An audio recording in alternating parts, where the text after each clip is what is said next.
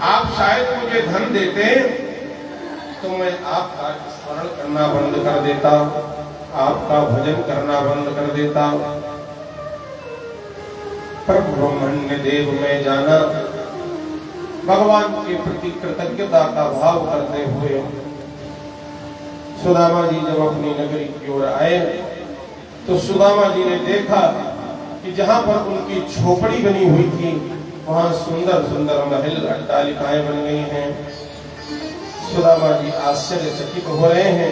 सुशीला जी ने बहुत सुंदर श्रृंगार किया है और सुदामा जी महाराज की आरती उतारने के लिए आ रही हैं। चारों ओर इस प्रकार से सुखदेव भगवान ने राजा परीक्षित को आनंद पूर्वक इस चरित्र को सुनाया। कुरुक्षेत्र इस वरदान के माध्यम से जो वो वृकासुर दैत्य था वो भस्मासुर के नाम से प्रसिद्ध हुआ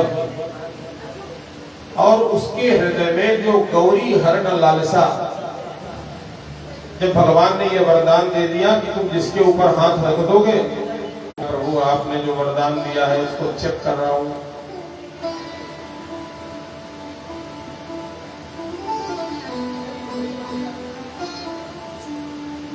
आपके वरदान का प्रयोग आपके ऊपर ही करूंगा।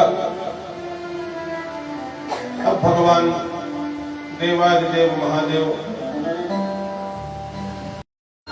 भगवान ने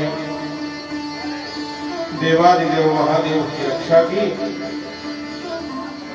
और उनसे कहा कि जब तक पात्रता जीवन में नहीं होती तब तक भगवान नारायण नहीं देते। बोलिए भक्तवत्सल भगवान की। अब इधर भौम पुरुष ने द्वारिका के एक ब्राह्मण पुत्रों का अपहरण कर लिया। अर्जुन ने संकल्प लिया कि मैं इन पुत्रों को बचा करके लाऊंगा, नहीं लाऊंगा तो अपने जीवन का दशम स्कंद यहां से पूर्ण होता है। एकादश स्कंद का प्रारंभ एक समय की बात है, क्योंकि भगवान की इच्छा के बिना कुछ नहीं होता। भगवान की ही इच्छा से दुर्वासा ऋषि संतों को लेकर के द्वारिका में चातुर्मास संपन्न कराने के लिए आए। साधु संतों ने कहा जाओ यहां से भाग जाओ। दुर्वासा जी को क्रोध आ गया और कहा इसको ना बेटा होगा ना बेटी होगी, इसको एक लोहे का मूसल होगा और वो यदुवंश का विनाश कर देगा। ग्रंथ में कहा एरिका नाम की घास हो गई जो नुकीली और पैनी पैनी होती है। इधर नारद जी महाराज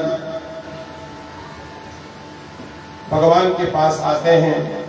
भगवान उनसे समय आ रहा है जब भगवान अपनी लीला का संवरण करके परम धाम को जाएंगे।